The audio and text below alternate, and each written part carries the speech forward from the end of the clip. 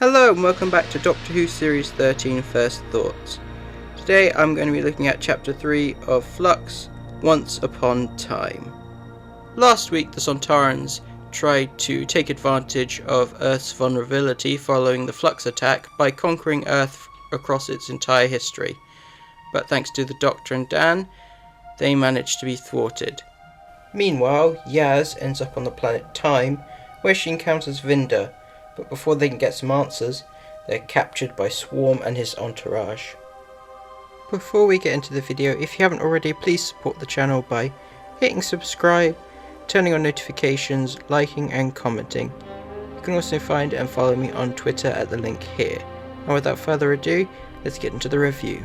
Once Upon Time picks up pretty much immediately, and we get to see the Doctor's thought process in the few seconds she had before Yaz and Dan fell victim to the Swarm, and she makes the decision to drag her and Dan into the place of the Mori, the guards at the temple, and sends her companions off into very much their own memories in order to keep them safe and figure out how to defeat Swarm and repair the temple.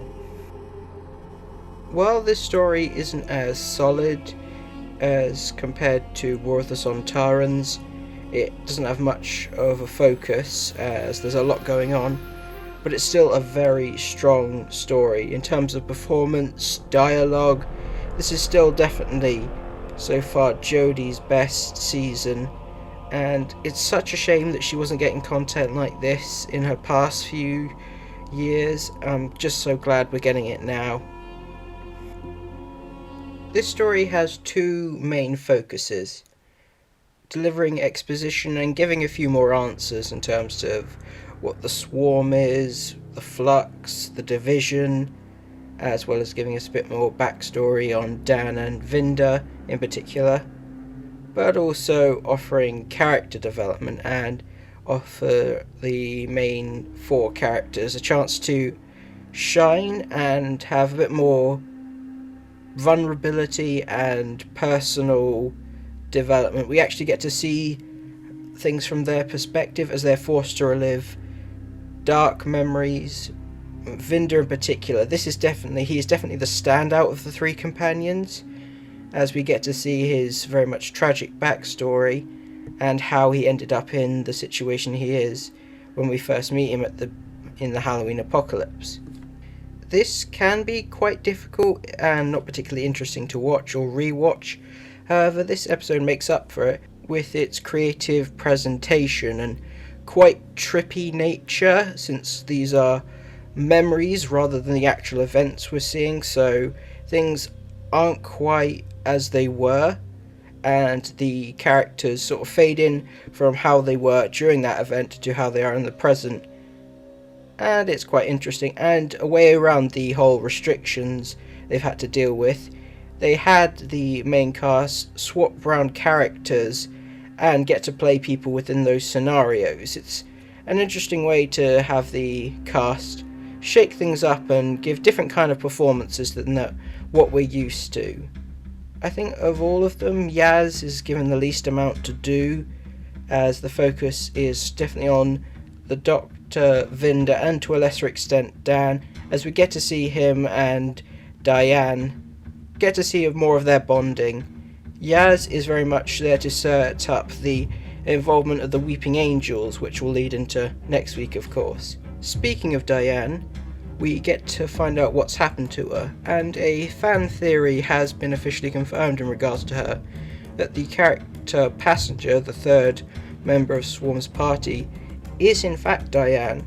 And it's an interesting idea, the fact that they're basically a prison and a slave, this creature that absorbs someone and very much holds them hostage while also serving the will of Swarm.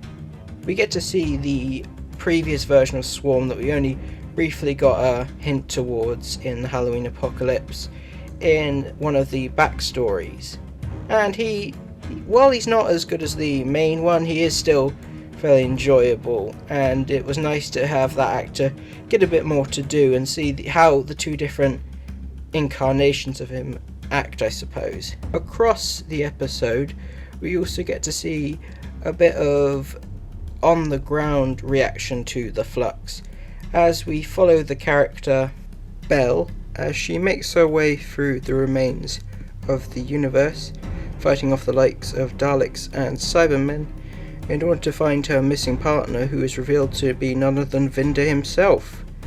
So that's an interesting addition to his character, and I really hope we get to see more of these two.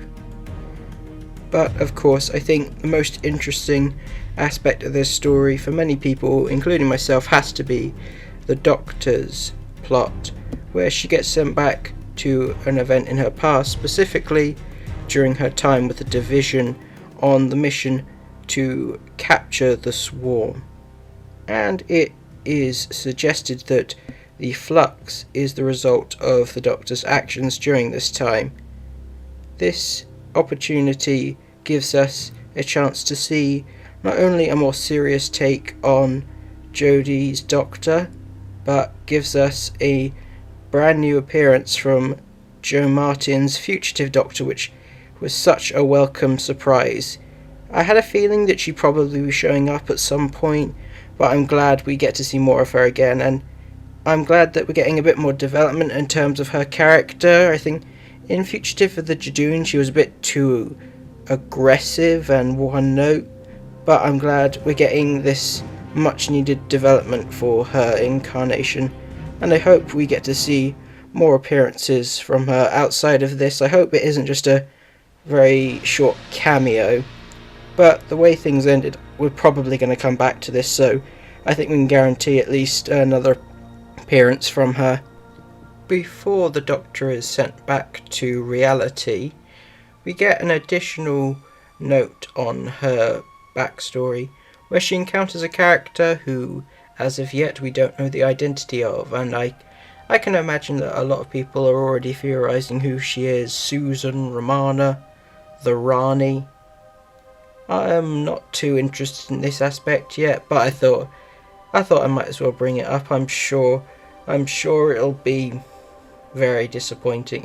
I'm joking. I'm sure it'll be interesting to see who this person ultimately ends up being.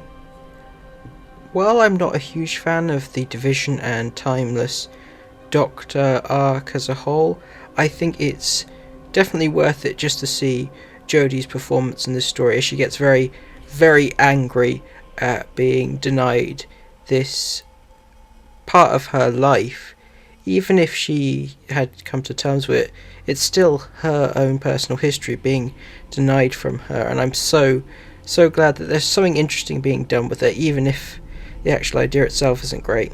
So yeah, a good opportunity to get a little more information about what's going on, some welcome development for our leads, and all of it presented in a fairly creative way, so to keep it interesting. Thank you for watching. Again, let me know what you thought of Once Upon Time below, and I'll see you next time for Village of the Angels.